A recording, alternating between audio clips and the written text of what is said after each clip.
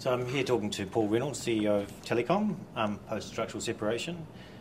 In global terms, Telecom is something of a minnow as a telecommunication company. It's not a giant telecommunication company. And here in New Zealand, your competitors, your large competitors, Telstra is an order of magnitude larger than you.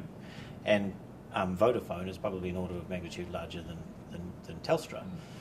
And it might be fair to say that for those companies at least, New Zealand is a bit of an afterthought. It's a subscale market of not great consequence. It may be reasonably profitable at times, but it's not hugely strategically important to them.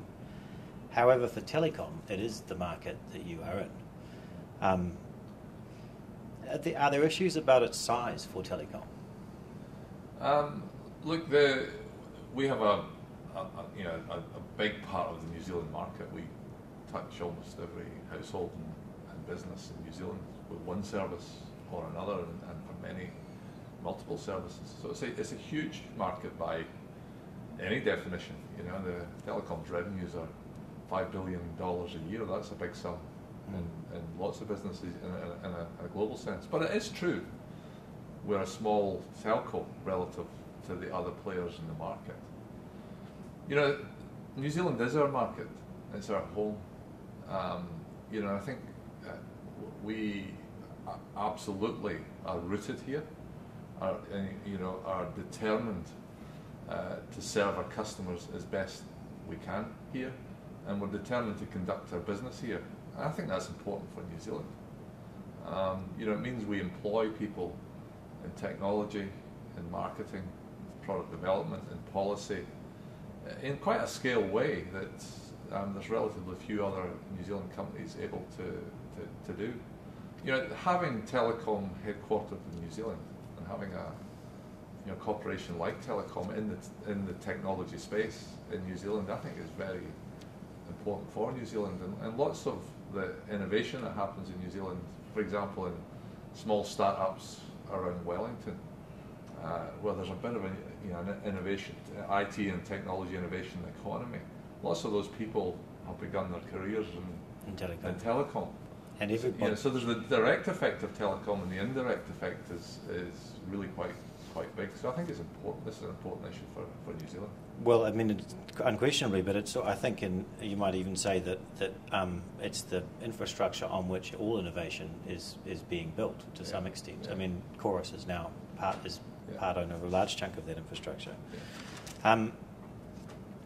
In a way, then, Telecom's financial performance is then tied very directly to New Zealand's performance as an innovation economy, because you're not going to be able to sell fancy services to companies that aren't making money out of innovation. That's true.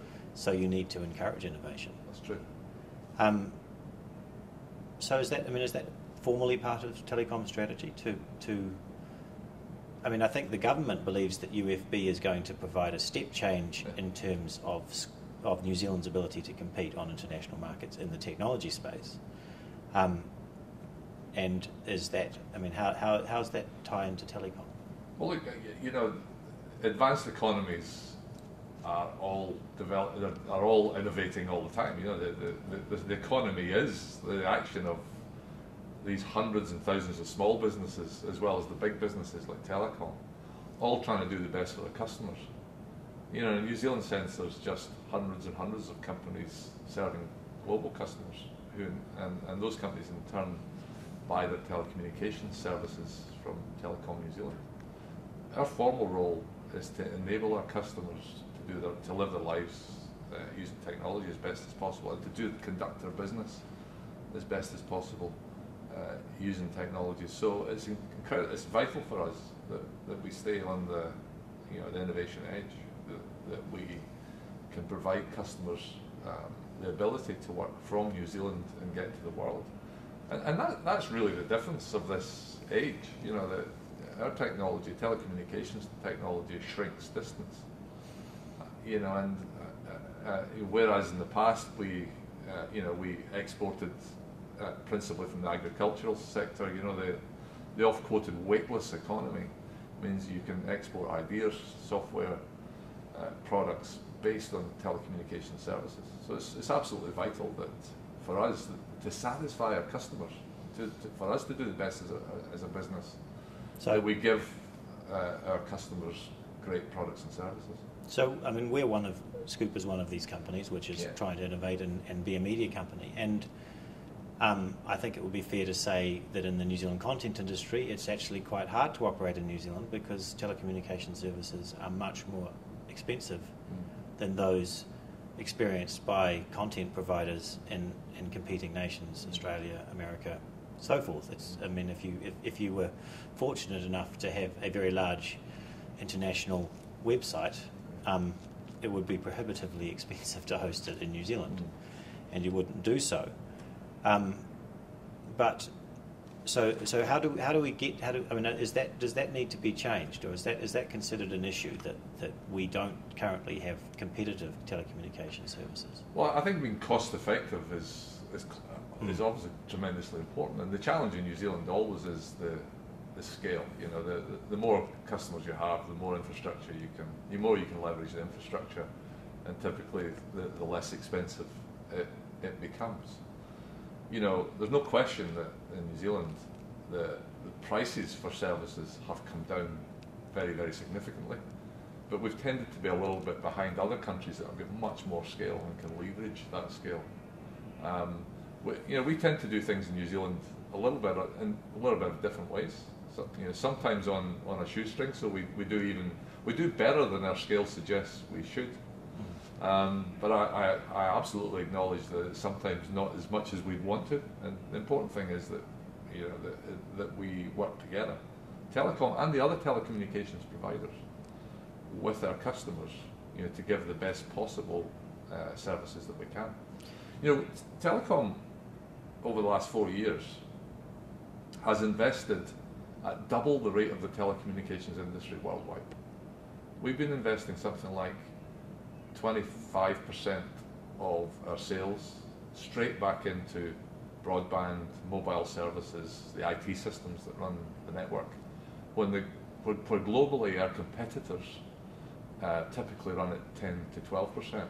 So we're having to put vastly more as a proportion of our revenues into innovation and investment in infrastructure to support the industry in New Zealand. And I think we've come a long way over that period, but it never stops. Have we been slowed down a little bit by the distraction of the negotiations about UFB and the structural separation and commerce issues? And I think the industry would fully acknowledge that Telecom has invested a huge amount of money. But speaking to some of the people within Telecom, they complain, well, we've built these wonderful things, but we're not allowed to sell them because we've been constrained in terms of our ability to do so. But the last 2, 3, 4 years has been about getting that fundamental infrastructure in place, and we've done a lot of that. And now with UFB, it gets accelerated. With Chorus building fibre right to the home, we're actually quite unusual in having this public-private partnership taking fibre right into the home. There's not many countries like, we're ahead of the UK and Australia and others and get out the starting gates and this stuff. So that's us punching above our weight.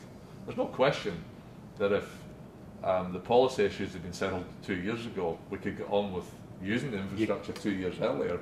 But which is fine, but we've got to recognise the rest of the world's actually looking at what's happening in New Zealand. We're ahead of the game in getting this stuff built.